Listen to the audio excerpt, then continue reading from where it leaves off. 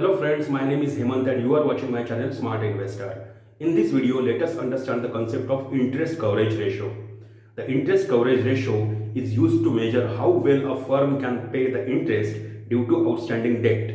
If a company has taken a loan from the bank to invest in the company, then it has to pay the monthly interest on that loan to the bank. So interest coverage ratio tells us what is the ability of the company to pay the interest on debt or loan. Lenders, investors, and creditors often use this formula to determine a company's riskiness relative to its current debt or for future borrowing. It means if a company applies for a further loan in future, then lenders will look at what is the interest coverage ratio of the company. If the investor wants to invest in company, they will also look at this ratio to determine how well company can pay off its interest on the debt. A higher interest coverage ratio is always better.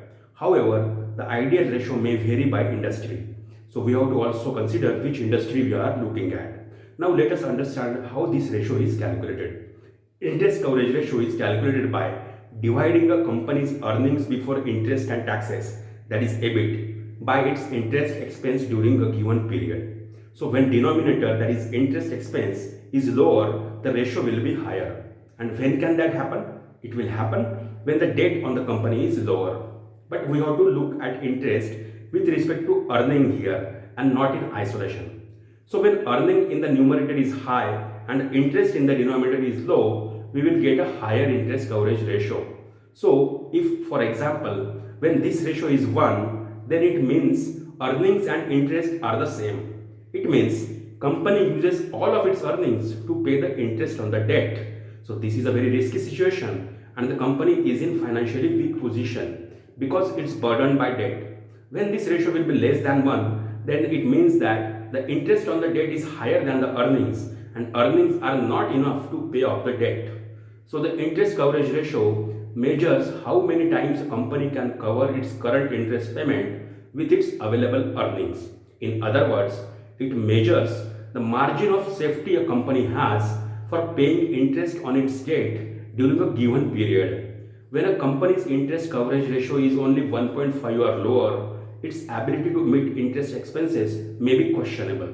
Companies need to have more than enough earnings to cover interest payments in order to survive future and perhaps unforeseeable financial hardships that may arise. A company's ability to meet its interest obligations is an aspect of its solvency and is therefore important factor in the return for the shareholders. It gives an investor a much better idea of whether a low current interest coverage ratio is improving or worsening, or if a high current interest coverage ratio is stable. The ratio may also be used to compare the ability of different companies to pay off their interest, which can help when making an investment decision. Generally, stability in interest coverage ratios is one of the most important things to look for when analyzing the interest coverage ratio in this way. A declining interest coverage ratio is often something for investors to be wary of, as it indicates that a company may be unable to pay its debts in future. Now let us understand the interest coverage ratio of two actual companies so that you will easily understand. Now let us go to moneycontrol.com. We will see the financial data on this website. So I go to moneycontrol.com here and I search for Tata Motors.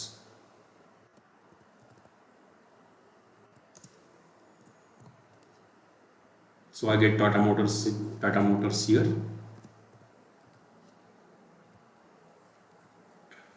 Then I go to the financial section of the company. So I go here. Then I go to ratios. And then I go to leverage ratios. And there are two types of leverage ratios. One is debt to equity and another is interest coverage ratios. So we are interested in interest coverage ratio that is given in percentage. Okay. So now I have taken this data on my laptop and I will show you there. Okay.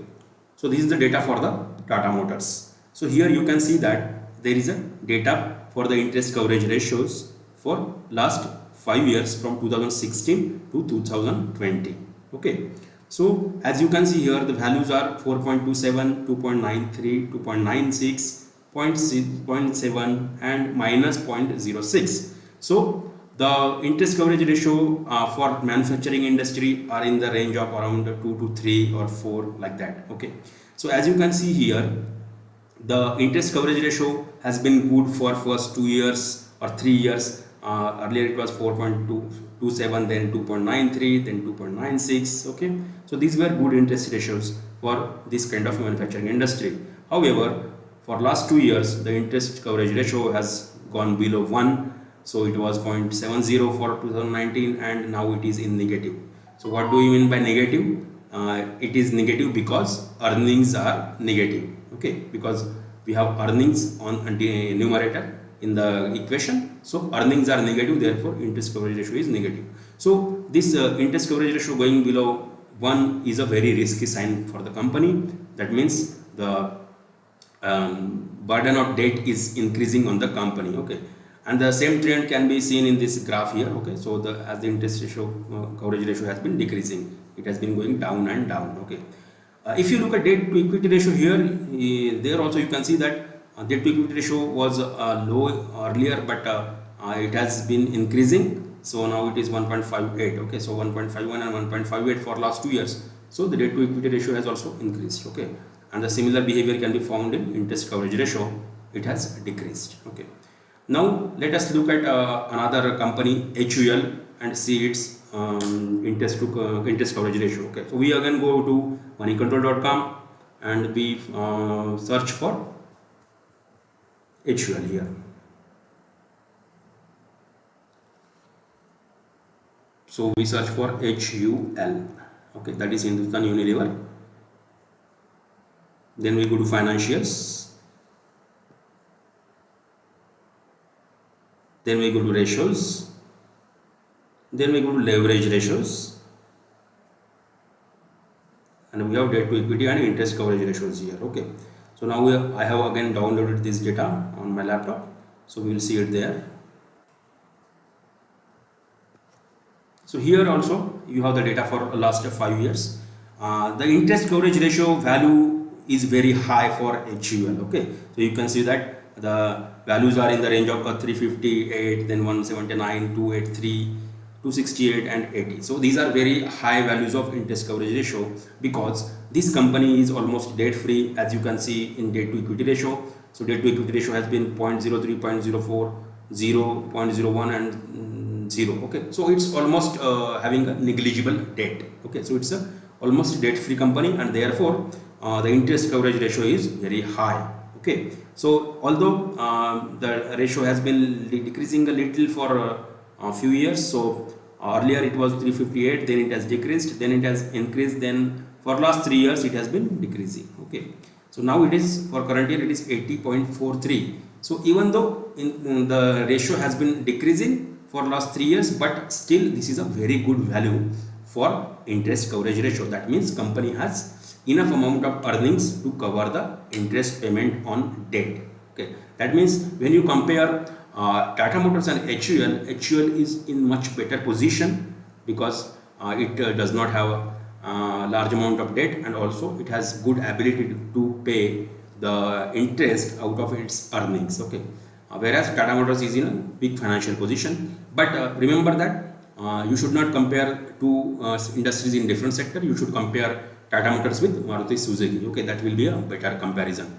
But the important thing is that looking at interest coverage ratio, you can see the riskiness of the company in terms of its debt. Okay. Interest coverage ratio of 1.5 is generally considered a minimum acceptable ratio for a company, and the tipping point below which lenders will likely refuse to lend the company more money, as the company's risks for default may be perceived as too high. When the company struggles with low interest coverage ratio, which means it can't pay its interest from its earnings, then it may have to borrow further or dip into its cash reserves, which is much better used to invest in capital assets or for emergencies. However, large companies may often have both high interest coverage ratio and large borrowings. They have the ability to pay substantial interest payments on a regular basis, and therefore they may continue to borrow without much worry.